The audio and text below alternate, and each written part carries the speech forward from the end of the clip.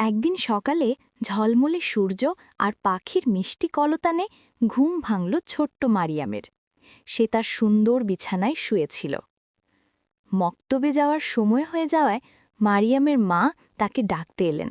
মায়ের ডাকে মারিয়াম ঘুম থেকে উঠে বিছানায় বসল।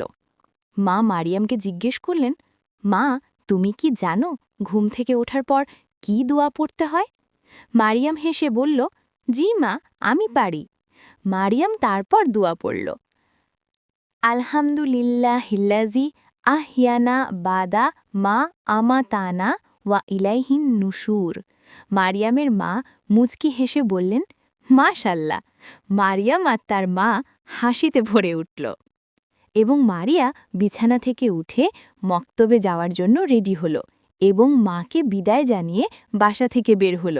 মারিয়াম আরও কিছু বাচ্চাদের সাথে মক্তবে যাচ্ছে, আর মারিয়ামের মা দরজার পাশে দাঁড়িয়ে মারিয়ামকে দেখছে।